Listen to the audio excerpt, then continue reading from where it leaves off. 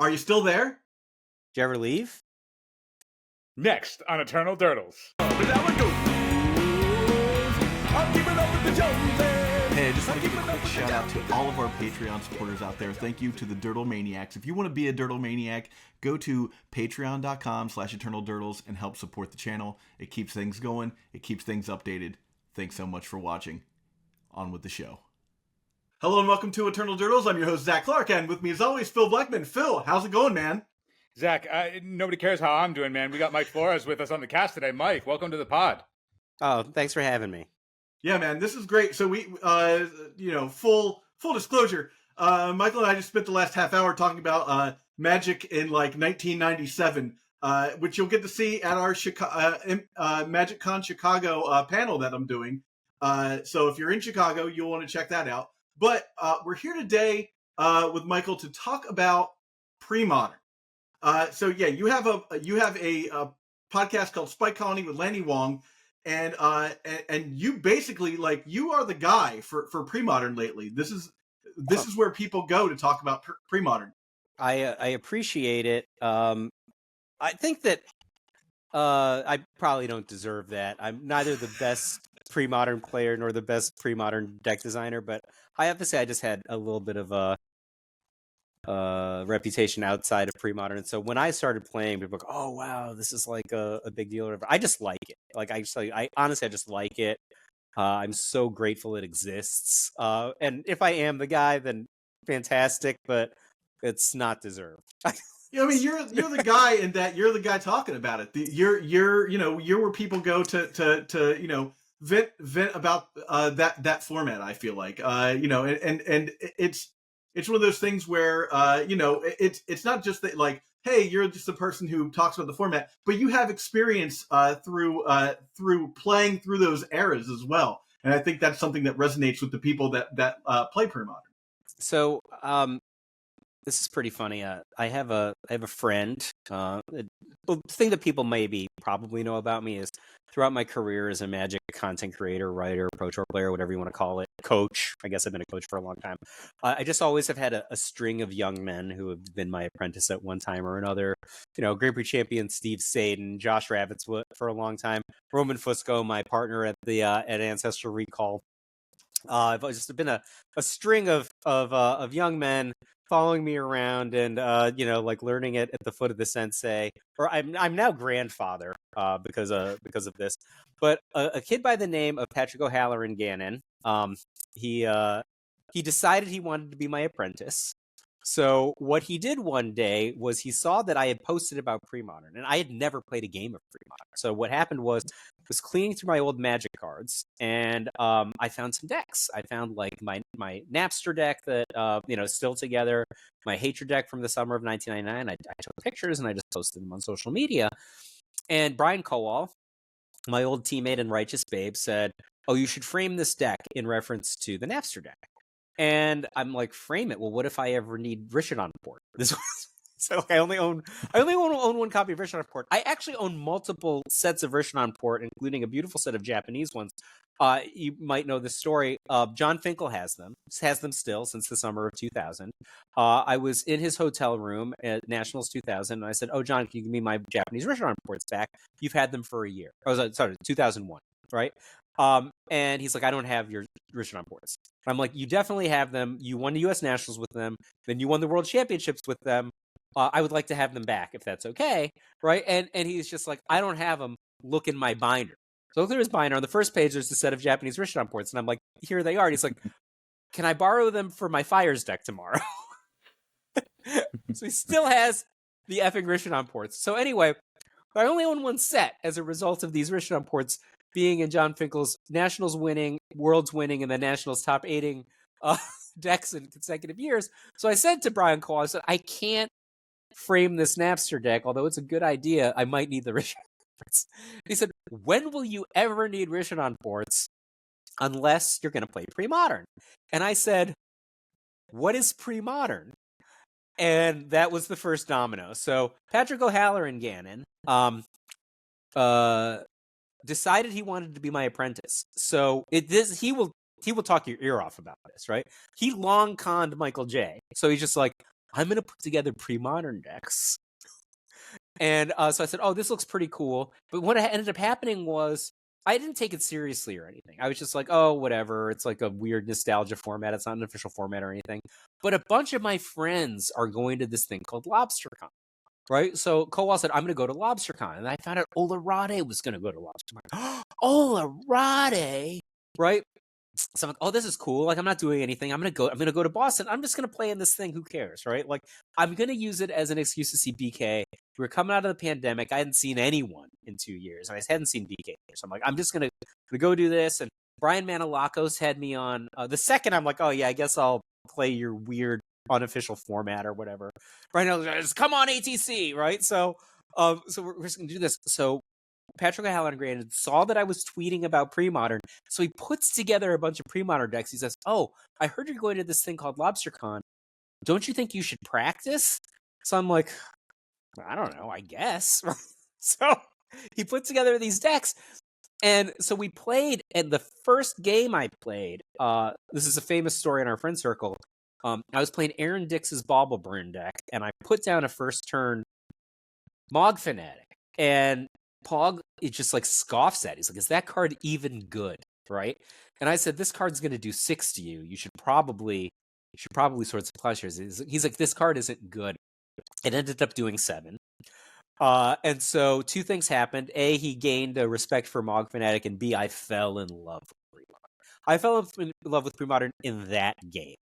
Right? So I had spent so much time playtesting red decks, wins decks based on Tsuyoshi Fujita's Columbus 2004 build, and there was just a feel for this because for now I had Fire Blasted Ball Lightning, and I was just in love. And I fell in love with the red deck that day, and so we just played so much Premodern, and Pog got what he wanted. He got me to be his Magic mentor. And so I wasn't even really in the community at all. Right. So when I went to LobsterCon, I knew 2 people total who played Premodern. One of them was David Tao, and one of them who's a local friend of mine. He's like kind of like our sub godfather of Premodern meetups. And I knew BK. And so BK had said to me, he's just like, we were discussing what decks are good or whatever. And he's like, they unpower level errata'd the replenish cards, the parallax cards. So I pretended like I knew what that meant because I didn't want to look stupid. So I was like, oh yeah, replenish is probably good because they unpower level errata the parallax cards. So I'm fully intending to play another deck, but the night before I go to Boston, I literally just start separately texting David Tao and BK, and I made my replenish deck once I first figured out that this was a one-sided Armageddon. I didn't even know any of the other stuff, right? Like, I didn't know there was a lot of infinite combos that were available to a replenish deck. I didn't know what any of them were. I only knew that there was a one-sided Armageddon available. And then BK says to me, he's like, you know that just an Opalescence and a Parallax Wave together makes you immune to creature damage and you have infinite vigilance. And I said, of course I knew that. So then I made a run the next day. I only lost games to Flint Espel, sorry. I only lost games to Flint Espel, and he only lost games to me. No one remembers that we were 1-1 in LobsterCon that year. I beat him in the Swiss, but he beat me in the top 4 before winning the entire thing. So it was a great experience. I loved every minute of it. It was the best tournament I had been to in 20 years. And the thing that I will say about it is when I walked into LobsterCon 2022, I knew like one person in the room, like 2 people maybe. Like I knew Mano, right? When I walked into LobsterCon 2023, I had a room full of my best friend. And it was unbelievable. Like, it is unbelievable. Like, I'm in. I mean, like, that is what those nostalgia formats are for. Is like to bring people together. You know, a room full of my best friend. That is. Yeah. It is unbelievable how. Like, and I mean, LobsterCon 2023, I didn't top 8 again. Lanny finished 3rd. Itai Kurtzman, who was the 3rd. So we have a team called Hot Dog State University. It's a hilarious story between me, Patrick O'Halloran, and Itai. So Itai Kurtzman, first Premodern tournament, he came in 2nd. Lanny came in 3rd. So, the New York crew is doing a good job representing it at LobsterCon every year, but I didn't care that I didn't do well. It was just one of the best weekends I ever had in my entire life, even better than LobsterCon 2022. And LobsterCon 2022 was the best tournament I had been at in 24 years. I mean, just better than Pro Tours that I did well enough that I was qualified for the next Pro Tour. Better than Pro Tours where I won actual money. Better than Grand Prix where I made a deep day 2 run. Better than any of those. It was just so great. And so, now a big part of just my social life is just revolves around playing Premodern. And anyway, is that physical hard photo deck lists? I feel like is a thing. There's an art. I love making deck photos. That's like one of my favorite things. So I'll tell this. I never talked about this anywhere else before, so you get this exclusive content.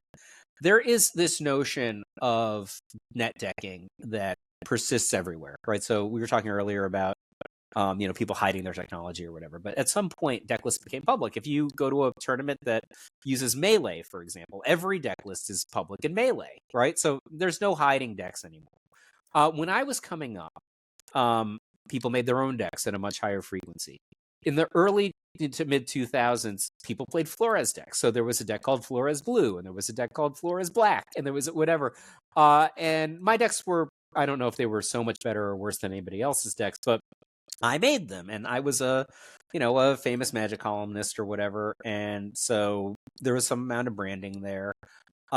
But people made their own decks. As late as 2009, when I made Naya Lightsaber, that no one had ever seen this deck before, right? Andre Cronenberg won the World Championship. It's no longer the case that people really make or play their own decks, right? They make or play decks largely that are created by the hive mind. I'll caveat this and put an asterisk for Premodern because that is something that's changing right now, which is amazing to me. But they largely play decks that are created by the hive mind. And so if the thing that you mostly liked about Magic, like I did for a long time, was to make decks, you don't play your own deck very often. I mostly play Aaron Dix's decks right now, as an example, right? But what you can do in the art of making the deck pick, right, is you can collect wacko versions of cards and put them together, or you can collect beautiful versions of cards, right? And that, like, this is so I both have I own 3 full together red decks, right? One of them is gorgeous because Lanny gave me his FBB lightning bolts. He's just like, I'm not ever going to play these, and you love them, so I'm just going to give them to you, right? So he gave me so I completed this beautiful red deck, right? And then I also have this wackadoo red deck, which is like Kev Walker Jackal Pups and like, new border, new printing, red elemental blast. This is the most ridiculous stuff. I get criticized because there's no new border curse scroll, but I got gold bordered curse scrolls from the Brian Hacker sideboard from the 1998 most of my stuff is gold bordered. Yeah. But I'm really good friends with Brian Hacker, who moved to New York. So I'm going to have Hacker sign Brian Hacker them on top of the gold print signature, right? Nice. Like the process of shadowing. doing this, collecting these cards and making a beautiful deck or making a meme deck or whatever allows players to customize their experience. And I think that is the thing that is one of the things that I really love about Magic right now. You can do it anywhere, right? Like when I got back into serious play around 2014, right? So I never really quit, but I wasn't playing serious tournaments until 10 years into having kids, right? Then I immediately won a bunch of PTQs, right? So I went and I stayed in Utah, and I stayed with my friend Aaron Muranaka, who was my first win in the history of the Pro Tour. In 1996, I beat Aaron Muranaka at the 01 table. Aaron Muranaka was like a back-to-back Pro Tour top 4 player at the time. Still better than I am, right? So still capable, good at being a Pro Tour, but such a generous person. So I stayed with him in Utah, and I showed him the deck that I qualified with, and he looked at things, and he says to me, "Oh, somebody did really well at FNM." And I had never played in an FNM at the time, but I just collected weird printings of cards because I thought that people wouldn't be familiar with this picture, so they'd be more apt to make a mistake on the table, right? That was my motivation behind having this version of Dissolve versus a standard version of Dissolve. Like, it costs 25 cents more, I might get a free win, right? So then I was just like, oh, you get these normally by winning FNM? Like, that was, it never occurred to me. Like, I just bought them off a website, right? So So you get a combo of that, right? Like especially in pre-modern, you can play cards that don't look like Magic cards. Although now they're printing circular logics at sorcery speed. Like this has gotten a little ridiculous, maybe. But we have jumped the shark. I feel like 3 of my friends sent me that new Price of Progress, the same, like within an hour of each other, and I'm like, this is too ugly. Like this, this is not even any art on this. This is horrible, right? So, anyway, Eternal Durdles is proud to be sponsored by Moxfield. Moxfield is the best Magic the Gathering deck building website on the internet. You can create, share, and find decks from Commander to Legacy, and even fan-supported formats like Premodern and Old School. You can see all of our decks on our Moxfield. Follow the links below to stay tuned. What you're saying resonates with both of us because Phil's thing is he gets all of his cards altered to like be full art. So oh, go ahead, Phil. I've talked plenty. I was just gonna say, like the customization part has been something that I've adored for the entirety of the time that I've been playing Magic. To the point where when I first got into alters, it's because all of my friends had like the most tricked out, fully foiled legacy decks at the time, and I was just like, man, like foil Jace the Mind Sculptor is a lot of dollars. Like, there's got to be another way for me to be able to express myself here in a way, like, and feel part of this, like, chasing, clout chasing to a degree. But then I got a chance to play with a friend's fully foiled deck, and I was like, man, like the foils don't really do it for me. I'm not getting antsy with these cards in my hand. There's got to be something else. And so I always wanted to get tattoos, but I'm on blood thinners and also a coward. And so what ended up happening instead was I got my first altars and then opened my hand of, I'm playing in the paint. And that really resonated with me. And then I've been doing it ever since. You tattooed all your Magic cards. Exactly. I tattooed all my Magic cards. And at the time, getting your cards altered, it didn't matter what the card was. It could be a Jace, it could be a Ponder. The altar is going to cost more or less the same thing, depending on the altars that you use. Whereas the foil discrepancy was gigantic. And so I was like, wow, I can actually get into the pimp game, so to speak, way cheaper than all of my friends that are going, fully Japanese foil awesome stuff. And but nowadays it's like, no, foils, you can't give away your foils. There's too many of them. Aaron's like me. He owns multiple copies of his, Bauble Red deck in Premodern, but one of them is completely foiled out, including cards that were never printed in foil. So he actually had cards chemically changed to be foiled. So he has fully foiled cards of multiple cards that just were never in foil, which is, I think, one of the coolest things that I've ever heard of. Well, okay, so now we're getting into the thick of Premodern here and why it's so great. But let's talk about Premodern right now, right? Our last Premodern episode was with Phil Wynn, and this was right after land tax got banned. What does Premodern look like right now? Like, what's the metagame like? Who knows, man? It's just the Wild West every time. I approached Premodern wrong when I first came in. I thought everybody understood how to min-max deck selection the way that I understood how, and I'm just like, oh, well, elves and red deck are just the best, on win rate and populations. People just metagaming against those. People play land still and stuff like that. I didn't realize people just played whatever the hell they wanted.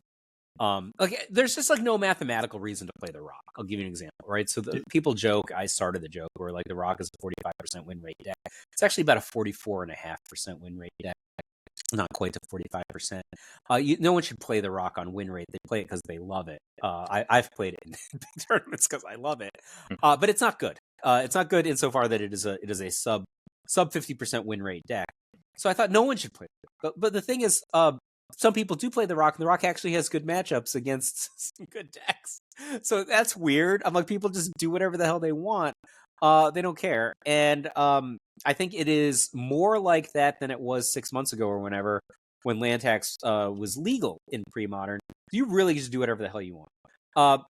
I think that we have had at least 2 important generations of deck design renaissance since land tax was banned, which is shocking to me that you could say that for a fixed card format. There's more innovation and new decks being designed, played, and succeeding right now in Premodern than in any format I've ever seen. which Certainly is in standard. Yeah. unbelievable to say. So one of the first things that happened was some decks got freed up, right? So I think the red deck just wasn't very good when the two best decks in the format were Parfait, which is the land tax kind of prison deck, and Blue-White Dreadnought were the two best decks. Like, both of those decks are prohibitively good against the red deck. So one thing happened was that the red deck got a lot better than it was. So that was like a metagame shift. But then a weird thing that happened with land tax getting banned was people just tried to build different kind of Parfait prison shells with different solutions to land tax. So you had players trying things like mulch, or you had players trying things like gush in place of land tax. Go figure island versus first turn basic planes, but people tried it, right? So mulch and mulch and gush basically in Parfait shells was the thing people were doing.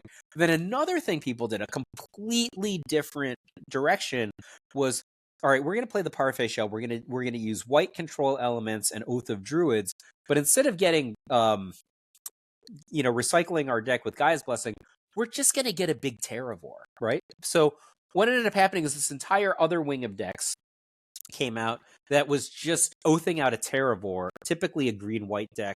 We call it Oath Peluche after my friend. His name isn't Peluche, but Francisco Polachek. But we call it Oath Peluche anyway. And then competing with Oath Peluche at the same time was a mono-green version that has no such allegiance to like Parfait. It's like a lot of the same cards, but not all the same cards. And this deck is just like 8 Thermokarsts and Winter's Grasps. And you're just like, well, is this good? And the question is, I don't know, but you certainly couldn't play 8 Winter's Grasps and Thermokarsts when somebody was playing land tax, right? So Certainly not. These rise as two of the more successful new archetypes.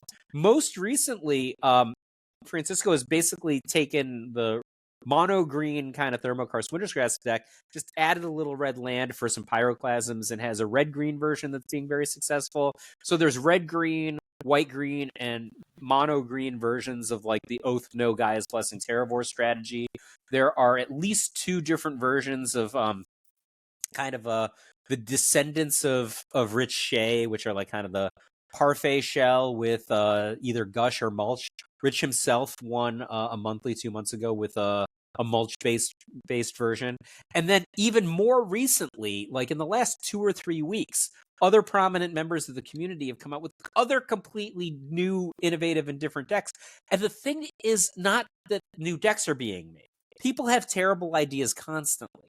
It's that they're winning with them, right? So Aaron Dix, I think Aaron Dix might have broken the format, and just like, did he make it? I just want to jump in here and talk about one of the decks Aaron Dix beat me with in one of the monthlies, which was I was playing Red Deck Wins, just the classic Ball Lightning Sly deck, right?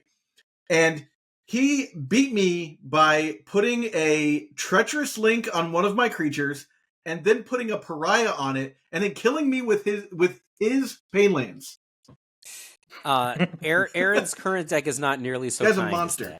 as that. So Aaron won. I can't remember the name of the tournament that he won. A big tournament. He beat David Daniel, who's the Spring Fling champion from last year. He beat him in the finals. David Daniel's playing a port of the kind of Desolation Angel deck from Invasion Block Constructed. He made it all the way to the finals. Aaron is playing a black-blue Psychonaut deck. So it's like a jam together mono-blue Phyrexian Dreadnought deck with black-blue Psychotog. And I feel like he maybe broke the format because it just fixes a lot of the problems other Dreadnought decks had. Just like, oh, well, you might get raced by elves or you might get raced by goblins, but well, this is the mono-blue 12/12 deck that has 4 Engineered Plague in the sideboard. Good luck, buddy. And like, it has a second primary threat. So if somebody is just like meddling mages your Phyrexian Dreadnought, you have Psychotog, which is potentially even bigger. It's amazing. So he won this big tournament. I can't remember the name of it. Beat David Daniel in the finals, and then went on to top 8 the IRL Misty tournament like 2 days later, right in Wisconsin. So there's that, and then Flint Espel, who is the LobsterCon 2022 champion with Angry Hermit, is playing a new Angry Hermit deck with Doomsday, which is the filthiest deck anyone's ever seen. Like, when people look at this, the average reaction is save some combos for the rest of us. So it's a 3-color, 4-color kind of Vision Charm Phyrexian Dreadnought deck, and a Hermit Sutured Ghoul deck and a Doomsday combo deck, and he managed to cram it all in 60 cards, and he has 2 different transformation paths out of the sideboard. It's bazonkers. I of course I built a copy for myself, but it's going to Osip Levidovich this week at our meetup, so Osip will probably rack up his first meetup win of the year on this one. But if you look at Flint's deck from last year, he played I'm gonna call mono blue fluctuator deck. It was just among the best built, best tuned decks I've ever seen. You're just like, oh, it's just a fluctuator deck. I'm like, no, the individual card decisions in this that facilitate the sideboard were amazing. Like, it's unreal to me how good the deck design in Premodern is, and this is a fixed card format, right? Like, the individual design decisions in Francisco's red-green Oath Ponza deck are so precise, and like they are worthy of the Zvi Mashowitzes and the Patrick Chapins of the past, right? Like, amazing deck design, and they're just like the smallest little details that allow you to divide by 0, right? There's like, this is infinite value, this is infinite value. And the average person doesn't even see how good they are necessarily, right? They're embedded in these decks. And Aaron and Flint both came out with different takes on kind of a Vision Charm Phyrexian Dreadnought deck that are radically different than anything anyone has seen in years, and like attack the metagame from completely different angles. And I mean, he just literally just took his deck from 2022 and added a third combo. Like, it's crazy. And it's good. He 6-0'd the monthly. He lost in the top 4, though. 6-0'd the monthly, beat Replenish in the top 8, and then it would have been better if he won the whole thing. But it's still a pretty good story. Yeah, and it's wild to think about. Like, I think I've been playing Premodern for I'll say a conservative 6 years. Oh, you're way more storied than I am, Zach. Well, the early iterations of the format, when like people were like, "Hey, you can play Cadaverous Bloom," and I was like, "Yes, I'm in." But it's wild to think that in that time, we're still getting people innovating on this like closed format. Like, there's no cards coming in. People are just coming up with new ideas, and that to me is like, it's just so it's magical, I also want to give a little bit of foil for listeners to know, like, as big game as Michael J is talking about these incredible deck building decisions, there are also, as he mentioned, a lot of bad deck building decisions. And I want to just give a nod to the one time that Michael J and I have actually gotten to play Premodern. We sat down across from each other, and I won the die roll, and I said, I'll be on the draw. And Michael J shook his head. He was like, "What did you just say to me?" And I said, "I'll take the draw, please."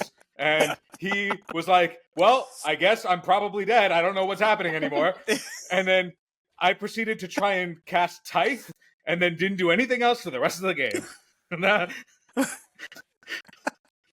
Oh, man. Yeah.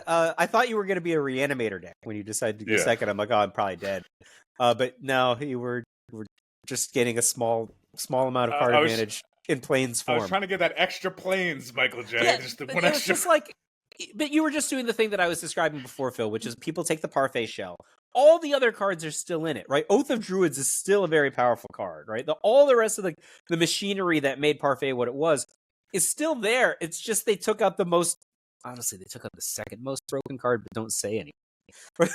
Look, Oath of Druids is probably the bigger problem than land tax, but they took that one out, and you were just taking it from a different angle. Some people are trying to gush, some people are trying to mulch, you're trying to tithe. Like, everybody's seeing this, and they're like, well, we need to fill this hole somewhere. A card that was like banned in every format it was legal in is hard to easily replace now that it is properly banned in Premodern. Also, for the people who are getting turned on by this pod and are going to, experiment and get into Premodern a little bit, even though the card pool is fixed, know what cards are legal. Because when I had my original Tithe, the original build of Tithe, when I was going to sleeve it up against you, I kid you not, I was like, gosh damn it, I have done it. I was like, nobody sees it. I'm going to be the guy that saw it when nobody else did. And I kid you not, I had like 14 different deck lists, all of like new Parfait. And I was calling it Cafe Olay. I was like, I'm going to be the fun guy. It's because I had Gift of Estates. I had 4 Gift of Estates in all of my builds. Gift of Estates is 1 and a white sorcery. If you have less lands than your opponent, you get to search your library for 3 planes. I was like, I broke it. And then I learned Gift of Estates is not legal in the format. I had this thought where one of the guys on local New York scene, Eddie the Intern, he plays a red blue combo deck that's based around Frenetic Efreet and Chance Encounter, right? Yes. And we were the brainstorming, splitter twin of the format. Yeah, like how do we make this better in this context? And I'm like, just have Flash. You had Flash that you could initiate the combo at the opponent's end step, but then she's like, oh my god, it's so ingenious. I'm like, Flash is this solution, and I'm like, oh my god, Flash is unreal. Like, why don't we make all these other Flash decks? I'm just like, oh man, I should just be flashing in, Academy Rectors. Like, oh my god, I broke it. I broke it over Eddie the Intern's stupid Chance Encounter deck, and then like 5 minutes later, I'm like, ugh, Flash is legal. Because why would it be? Very banned. Because why would it be legal? What kind of idiot thinks... We're looking at Oath of Druids and Gush and being like, yeah, this is fine. Unlike you guys, I walked into the format and was like, all right, I'm going to start with Necropotence. And they were like, that's banned. I was like, okay, I guess I better look at the ban list. I mean, to be fair, Flash is way less objectionable than some of the cards that are legal. Yeah. But it is, I think it could create some interesting deck designs. But yeah, I was like, oh my gosh, let's go Flash. No, Flash isn't legal. Yeah. Michael J, with regards to it being a fixed format and having the conversation here, and then also last time when we were at the meetup, where you're talking about this blue-black Psychonaut deck might be the thing that actually breaks it. What do you think actually happens, theoretically, if there is just clearly, like, here's the busted deck, somebody found it, it's clearly better than everything else we could be doing, and without any additional tools, it doesn't seem like it's compatible? Oh, so I'm just knocking on wood. When they banned land tax, the argument that... So I talked with Rich Shea at LobsterCon, and I was just like, look, we should ban land tax, right? Lanny's in the top 4, they should ban land tax. I talked to Lanny, he's like, yeah. Went to time in the round deciding who's going to go to top 8 between me and another land tax deck. Maybe we should ban it, which is like, we shouldn't ban land tax, and there's not enough data. And I'm like, well, the problem with land tax is not that there's not enough data. It's that, like, the decks that land tax is good in are typically Mox Diamond decks. So there's not data because people don't necessarily have like $6,000 for Mox Diamonds. Not because there's not enough land tax data, right? And so, regardless of my reason, Rich is like, not enough data, right? He said, but what there is enough data on is Phyrexian Dreadnought. So Phyrexian Dreadnought should probably get banned, right? And I really dislike this idea because I had finally just bought a set of Phyrexian Dreadnoughts, right? So I had proxy Phyrexian Dreadnoughts for the longest time. Phil Nguyen issued official New York Order of the Sacred Torch Phyrexian Dreadnought proxies were what I was using to play Phyrexian Dreadnought decks. So I was just like, I guess I'm going to be serious in this format. Well, I'm not doing anything else with my store credit. I'm going to buy a set of Dreadnoughts. So I think that Phyrexian Dreadnought is unambiguously the most powerful card in Premodern right now, right? So it would not surprise me if Aaron broke the format that you would just ban Dreadnought. Like, if you look at it, like, it's in the deck that won LobsterCon in 2022, Flint's deck, which was the Angry Hermit deck, with used in half the time. Phyrexian Dreadnought's power and toughness to feed a Sutured Ghoul was its main feature, not even its combo potential with Vision Charm and Stifle. Right, so it's hyper flexible. It's in that deck. It's in, Itai Kurtzman again came in second at LobsterCon with Blue White Dreadnought. At the Eternal Weekend event, I don't know the gentleman's name, but I don't think he's ever played a Premodern tournament before. He played Blue White Dreadnought to the final and won it. The deck is super good because Dreadnought is super good, and it's like it's in this Doomsday deck that I described also, right? The card is incredibly overpowered. It's 12/12 trample, and I think that people don't realize how important the trample is on this. It is very meaningful. in this context. It's 12-12 trample for 1 mana, and there is no shortage of ways to get around it. Like, it's played in great combo, right? In Pandemonium decks for reasons, just you never have to pay the penalty for it. So to answer your question, Phil, they would just ban Dreadnought because Dreadnought is probably too good. I think Dreadnought is counterbalanced by 2 things right now, which is that not everybody plays Dreadnought all the time, only Dave Kaplan. And friend of the show. And there are other decks that you can fill your deck, like if you have 6 red elemental blasts and nothing but Mog salvages, which is the approach that I take. You can compete with Dreadnought decks in sideboarded games, but you still lose game 1 with the red deck an overwhelming percentage of the time, especially if it goes first, right? The card is super good, and I'm just going to be one of the dum-dums who paid retail for them, and it's going to get banned, and then that'll just be I well, was let Phil tell you about his Mox Diamonds that he bought.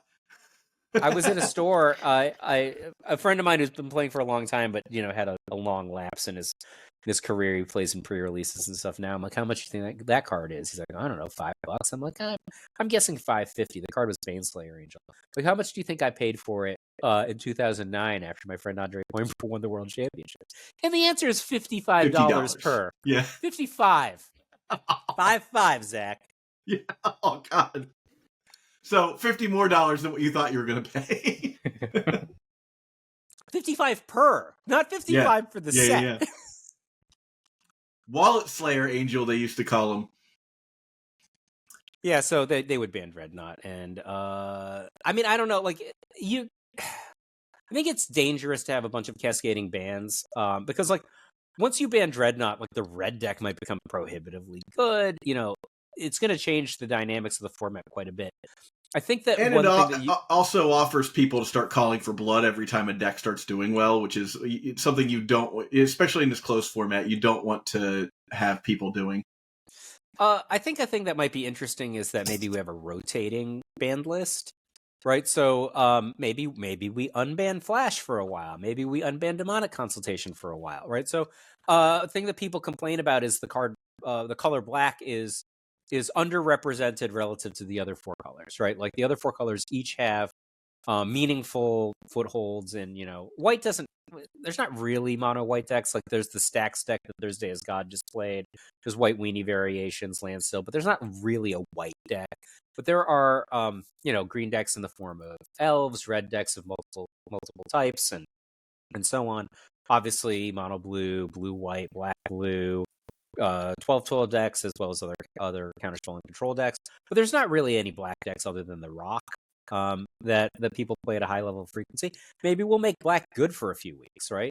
So I think maybe a rotating banned list might be the solution, and that would shake things up. And also, but you don't get to play Necro all the time. You get to play Necro for 3 months or something, and then we'll go back to it being banned, and we'll unban land tax. That might be a solution, because I don't think you could just like ban, because it would just ban land tax and then you just go ban Dreadnought. Like that is just going to upend. It's just too different now, right? Like I don't even know what happens. I'm sure the red deck will be prohibitively good if that happens, but I don't know what else happens. Do you think there's any decks right now? Speaking as somebody who is still looking for an archetype to play and is just brewing as much as I can. I looked up on Scryfall. I typed in the word whenever in text to look at what cards are legal in Premodern that do it whenever, and there is only one card, and it's Scrap Heap. And so I've been brewing with Scrap Heap, Michael J. This is where I'm at. So I need. I don't know what Scrap Heap does. So Scrap Heap is a 3-mana artifact that says whenever an artifact or enchantment dies, you gain a life. Oh God. So it's a soul net for artifacts. Yeah, I don't know. It's not mana-gated. It's not mana-gated. So I'm over here being like, okay, I'm gonna, essentially sit behind an ensnaring bridge with my Thran Turbine and my Soothsaying, and essentially, demonic tutor every turn after I get all these pieces online, and you can't touch me, and then I'll just win by, putting all these cursed scrolls into play. And here we are. Can we trigger? I'm trying. There's no Sword of the Meek, right? Like. No, nothing like Sword that. of the Meekness. Oh, I don't know. Yeah, I'm I'm just turn over here. Squee into an artifact and gain 1 life every turn. Dude, I'm like Phyrexian Furnace, Urza's Bauble, like all like Chromatic Sphere. We're doing it yeah, but all, you need and then we're to, you just need to get recycling paid it. back. That's the problem. You're not even getting paid back 1 card a turn. Like you This need to is- get paid this back is, a you said- lot. Right. Like, you like, see you know, my issues. I have this much garbage in my deck. Like the more garbage you have in your deck, the harder you have to get paid back. Like that's the thing. Like if you're gonna play like a 2-card combo deck, I'm like, all right, these cards aren't really good unless you have, you know, other cards in concert with them or whatever. But it's a small part of your deck. You're talking about like, oh, listen to all the different artifacts I can have that don't block Jackal. They're all going to be in there, right? Like, Yeah. you Yeah, need to get paid back. Capital game P, plan is capital just be B, hell just bent. like your name. I think you're the fact that they don't block Jackal Pup is actually good because then they go to the graveyard. Well, Like, I'll play Ornithopter, and then the Jackal Pup attacks, you block it, and then you gain a life. yeah, but you're going to quickly run out of Ornithopters. At that. Unfortunately. Well, by that time, you'll have, like, what? 27 life. Yeah, sounds great. 27 life and no cards. Let's. Well, maybe by then you put a shield sphere out, and then you can, can infinitely block the Jackal Pup. What if you had is there it's what's the name of it? The white enchantment enduring renewal? Can we endure renewal? Enduring renewal, yeah. That Enduring like a renewal card combo. that like has not been explored enough. Why don't we just kill the opponent instead of gaining 1 life at a time? Like, I feel like that sounds like like a a better better plan. plan. Yeah. Is this card? I hope it's not banned. Did I say something stupid? No, Enduring It's Renewal's not banned. I have a playset of them that I picked up because I was like, this might be something. Like the old thing was like Onulet and like Ashenod's Altar and like gain infinite life. Can I do like Altar of Dementia? Yeah, Altar Dementia would work. Yeah, that's got to be the thing, right? Is there in the format right now? Is there anywhere that LED is actually good? Doomsday. I don't know. The Doomsday deck that Flintmake doesn't have any Lion's Eye Diamond. It just has the like hard just Doomsday deck. Used to have them. I haven't played Doomsday in a long time, but that was the one that like won by recycling Funeral Charm over and over and over again. Yeah, Tom Metelsky was Charm, playing that recently. Ebony Charm. Yeah. Yeah. What was Tom doing? Oh, he was playing a Doomsday deck that had. I needed him to explain it to me. There's just a bunch of cards that I'm like, I know what definitely these saw cards that deck do, and was like, how's this win? But, yeah, it's like, well, you make these piles, and then I'm like, I don't know. It seems like a lot of reading. Well, where can people and most people are already going to know, but where can people find you on the internet right now? So I have a YouTube channel that I haven't updated in 6 months. It's /5 with Flores. Links below. So I have a YouTube channel. I have a website that I haven't updated in even longer. It's 5withflores.com. But I write weekly Magic articles on Cool Stuff Inc. And about once a month I'll write something on Premodern. Usually I'll write about contemporary formats or new sets. So I'm on Cool Stuff Inc. And then if you want to follow me on like X, I guess Twitter or whatever, I'm 5 with Flores on that. And then I have a podcast with Lanny Huang called The Spy Colony. I have a Facebook page that I invited Phil to, but I don't think he took me up on it, called Premodern for Non-Idiots. I did. I'm in there. Oh, okay. Yeah. So it's called Premodern for Non-Idiots. Although this week I'm very torn on this, right? So when I made Premodern for Non-Idiots, I didn't realize that some people wouldn't take it right. So I thought, like, I'm not calling you an idiot. I'm saying if you're a non-idiot, you can join. Yeah. And in the welcome message or whatever, just like, thanks for finding us. If you're welcome to join. Just don't be an idiot, or I'll kick you. And it's like that's what it says. Yeah, it's like So, some of my friends were just like, were you just having a bad day? Like, and they all thought that the Facebook page is going to die because like Facebook pages get created and just die. But it is a thriving Premodern Facebook page. Dozens of people are joining every week, and there's great discussion. It's called Premodern for Non-Idiots. But I've been torn because I was just like, well, when I made this, I didn't realize some people would take it badly. And the thing that bothers me is, like, I'm very like, the things that I hate in Magic are like I don't like when people diminish other people's accomplishments. I really hate gatekeeping, that kind of stuff. And I'm guilty of gatekeeping as a result of this, not intentionally, but because people are like, "Oh, well, I'm not smart enough to be in this group," and I'm like, "No, you're super welcome. Just don't be an idiot." And like, look, this is the list of things that I would consider idiotic, right? And you're having a different idea than me isn't idiotic. That's the kind of conversation we want to have in the group, right? So I was talking to my podcast co-host Lanny, and I was just like, "Well, should we change the name?"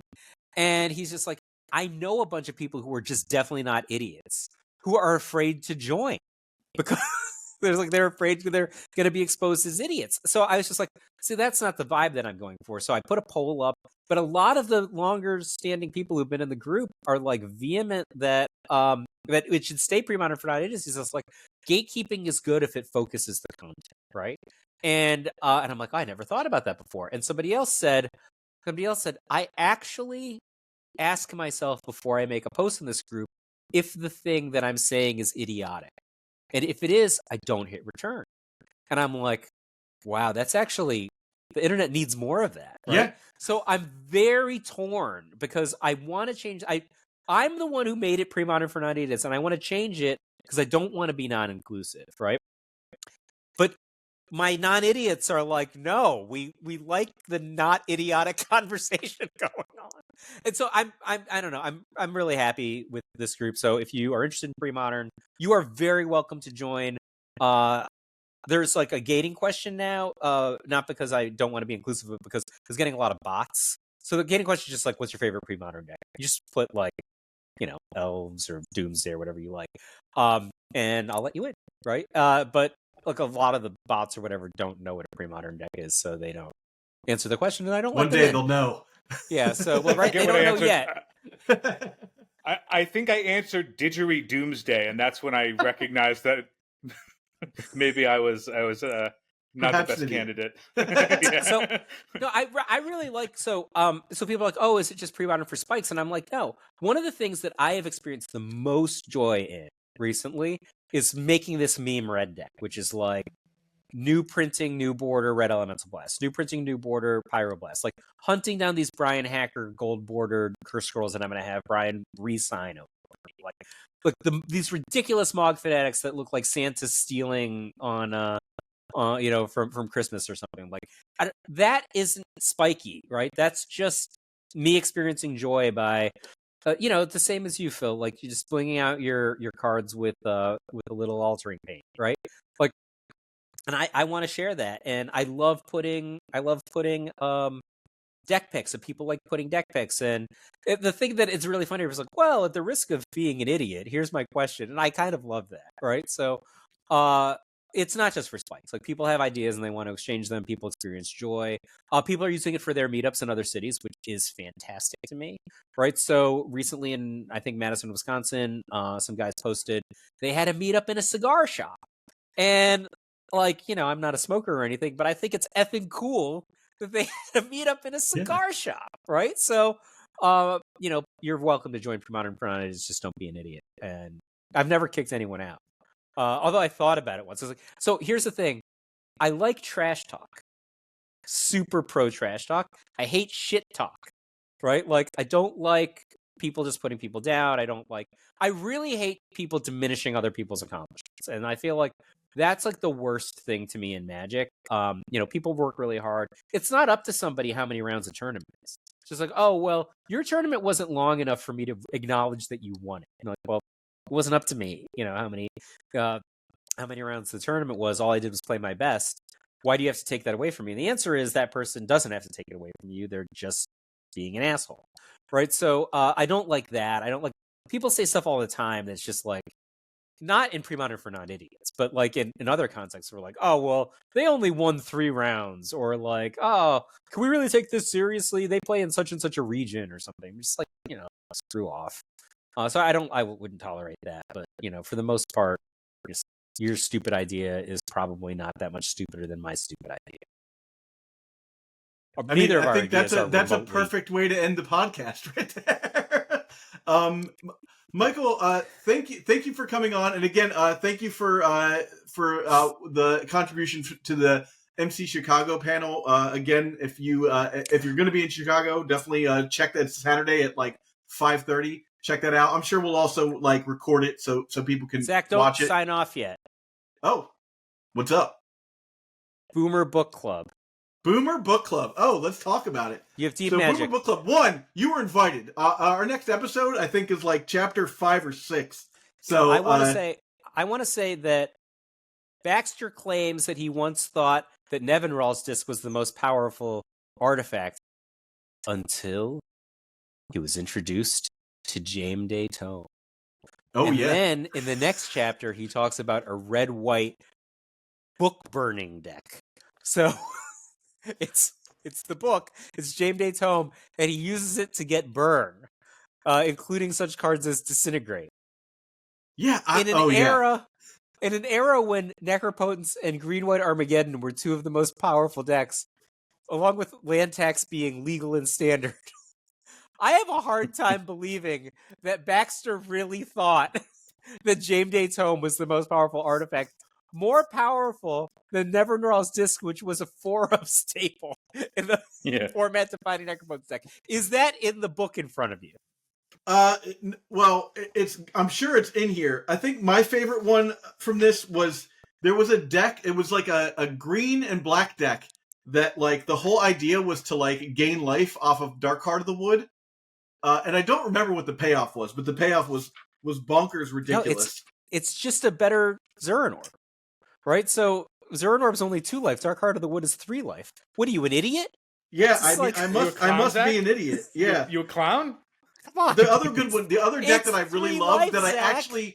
I spent money as like a 15-year-old making this deck was the psychic, what was it? Psionic Fiend.